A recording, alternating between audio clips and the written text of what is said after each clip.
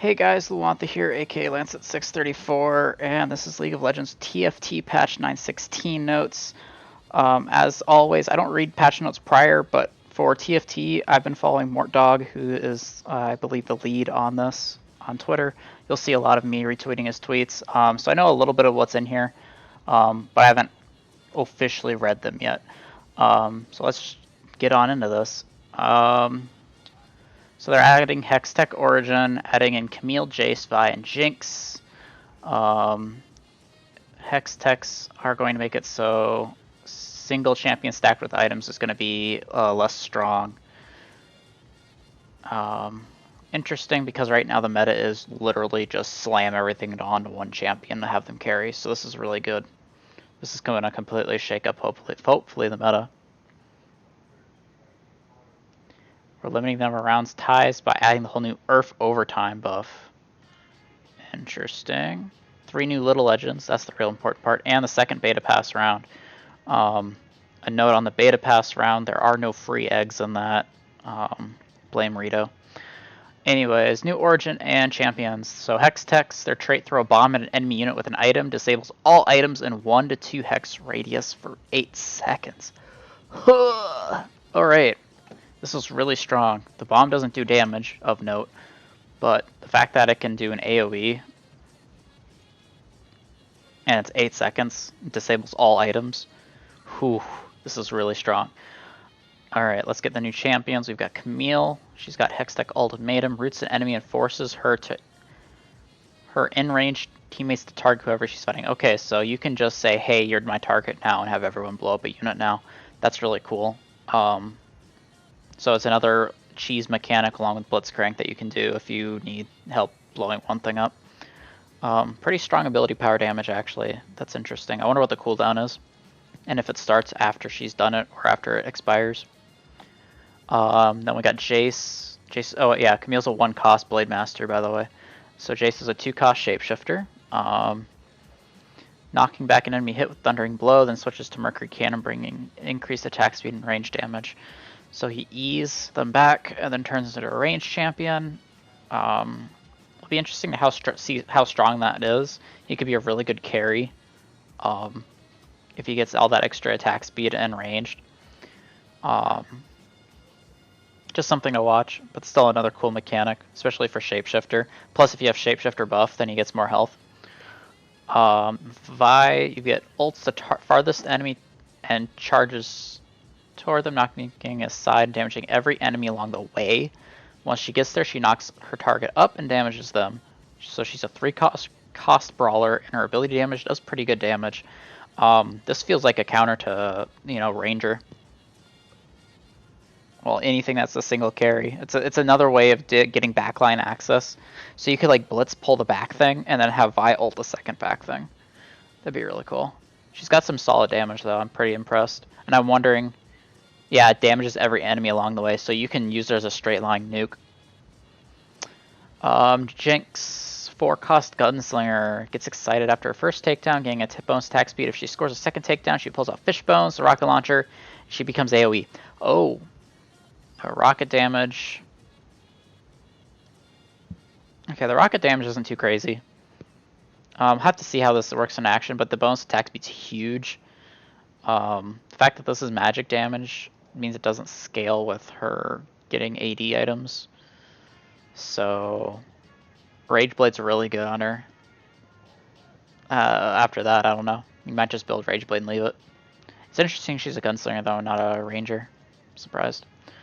So that's it for new champions. Systems, we've got matchmaking, so hopefully you don't get someone 2 or more times in a row.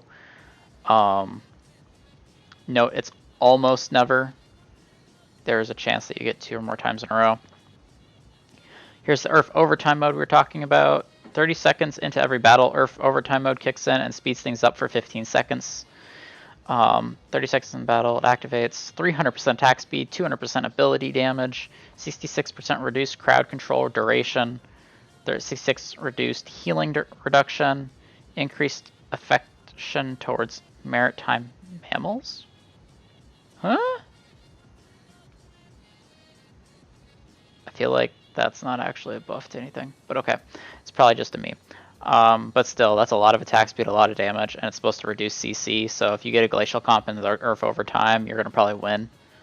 So that's cool. Rank changes. Couple bugs, consistency. Always be demoted if you lose LP in any game after you start at 0. This was always intended. Additionally, Grandmaster and Challenge players who demote will now skip Master and go directly to Diamond 1. Let's do some funky situations top ladder and possible to demote. If you want to read more about these changes, I'll pick the Magic's post here.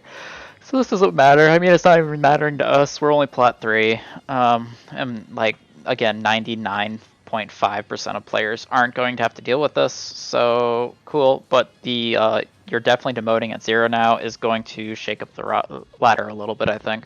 I know right now we're sitting at 0 LP, so we'll probably demote as soon as we start playing again. Player damage.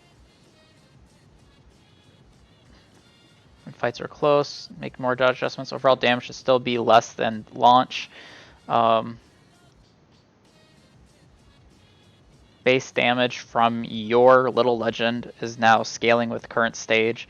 So as the game goes longer, your little legend is doing more damage, which is cool. I like this change. It's a little bit more damage, but it's what matters. So when you're sitting there almost tying at, say, at stage 7+, you're not going forever. Traits. We've got a Brawler, Tier 2 and Tier 3 nerf. About time. Again, you can't hit Tier 3 Brawler yet, but Demon, redesigned Demon, so 40% chance to burn 20 mana and return 15, 30, 45 mana to the attacker. So basically, yeah, so this is interesting. Basically, demons are super spellcasters now, and in theory, they should burn a little bit. Note running more than I don't know. It'll be interesting to see. I feel like 4 is the sweet spot still. I feel like 6 is overkill.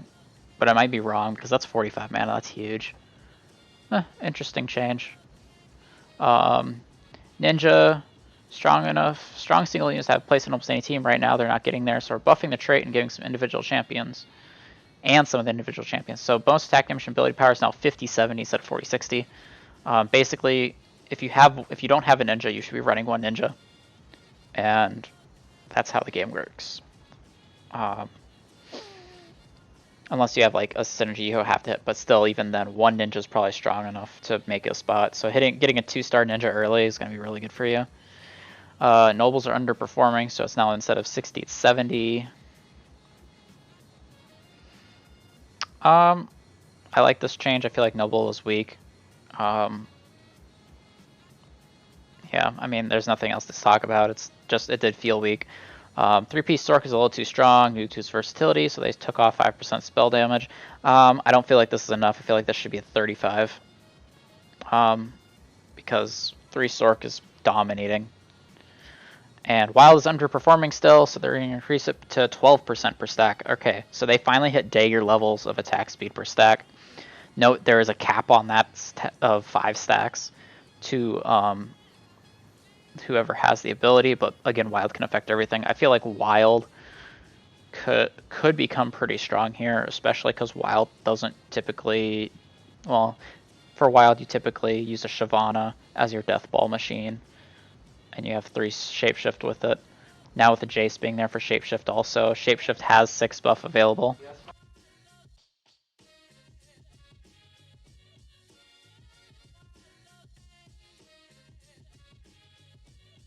Tier 1 champions at least gets more health and more spiraling attack speed. It's pretty good, at least it's pretty bad before this.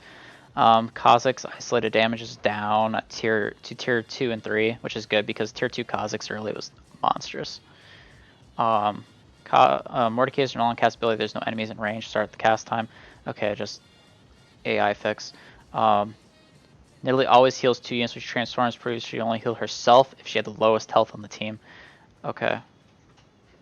That's good. So it's now they added it's going to heal you and the lowest target, not just lowest target. So they flip-flopped the order of operations on that in the coding. That's good. Vayne, nerfed to attack speed, and they gave her more % max health damage at rank 2 and 3, so that helps. I like that change. I feel like they should have just left the attack speed and tried to see how strong she could get, because she's not carrying the games. She's not your carry on Ranger. Tier 2 champions, Braum lost health, good. Braum's a monster. Lysandra, total mana to cast the ult, down 25. Solid. Lysandra's still a minion though. Lulu, lower ability health with ult. It's good because Lulu's ults can get nutty, especially with AP items, because that does affect it. Zed getting more health, more attack speed, more damage. Pretty solid, but I'm interesting to see this because this with the ninja buff is insane.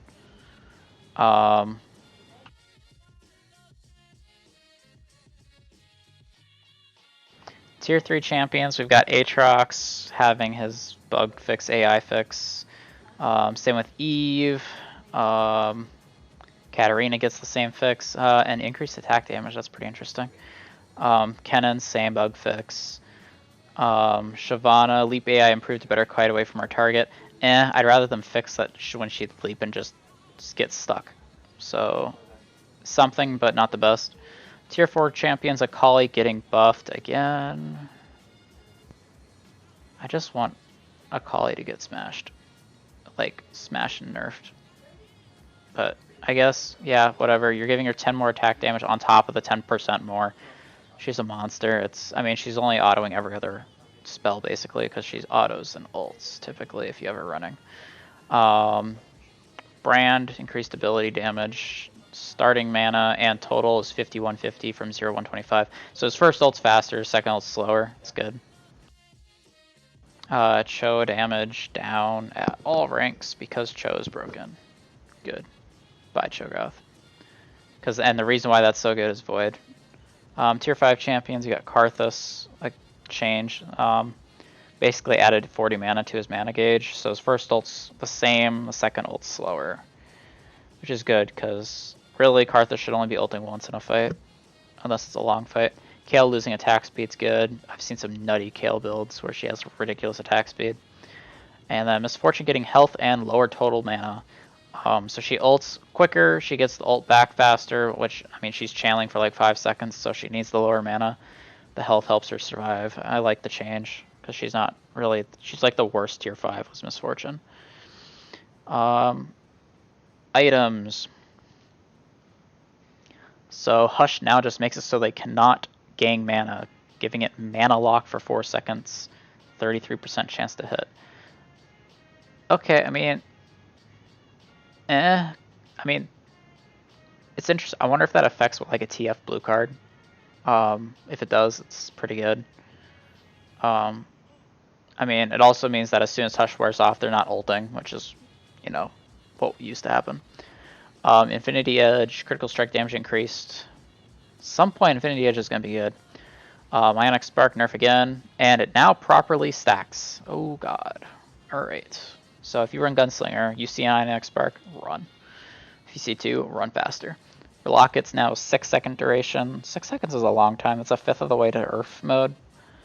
Murillo and Red Buff are both 20% max health burns over 10 seconds now. So instead of a 4% per second, it's a 2% per second. That's probably a net nerf.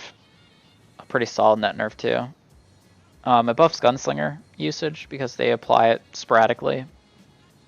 But it's a nerf to Murillo Garen. Redemption heals more health now. Okay, yeah, no one uses Redemption. Static Shift, damage and bounces. 4 damage, 90 damage per bounce to 3 bounces, 100 per bounce. So it used to do 360, now it's doing 300. Pretty sizable nerf to it. I still think it's really, really strong. We'll see how that change hits it, but I'm thinking 3 bounces, 80 damage, or maybe even 70 damage is the sweet spot, because it's just so strong early. And even late, you just proc it so much. We'll see. Warmogs now heals a max of 400 health per tick. This nerfs the dragon issue. If you haven't run into a dragon with Warmogs yet, you haven't lived in TFT. Basically, you don't kill that dragon ever, because it just heals with Warmogs forever, and you lose the fight, no matter how many use you have. So at least that counters that now, so you don't just die to a Warmogs dragon. Gear, it removes grievous wounds and resurrects properly. New drop mechanic.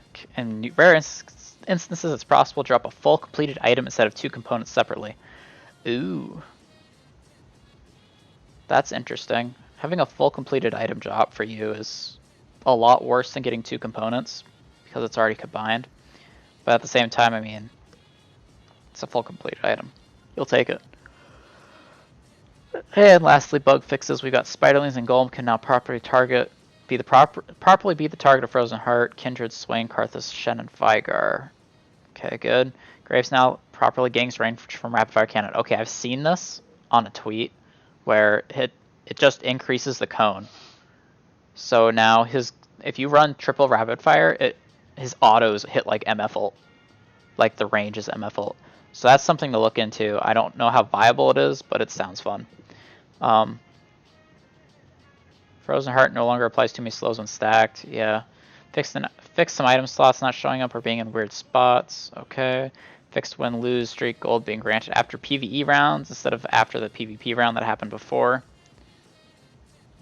So streak gold should not be applied at the end of PvE rounds, and this is something I was using too on my climbing about 2-3 weeks ago, was that PvE rounds counted on that streak. So if you were like at a 2 or 4 streak, you'd want to do whatever you could to hold on to that for the PvE round, and the PvE round would give you that extra streak gold, and that wasn't how it was intended apparently. So that's a good fix. I mean, it like makes games less snowbally. Fix the legends having collision after dying, and subsequently body blocking players in the shared roulette. Alright, good. So after you get something, you shouldn't be able to body block anymore. We'll see. We'll test that immediately. Fix Blitzcrank attempting and failing to target untargetable enemies and therefore not casting. Okay, I've seen that a few times too. Basically, he's not supposed to be targeting untargetable enemies. Hopefully that's fixed. But that's it for TFT 9.16. Lots of changes. Hextech is in. Hopefully that kills a lot of the solo carry meta that's been going on. It'll be interesting to watch though, because it looks like the grenade is kind of RNG.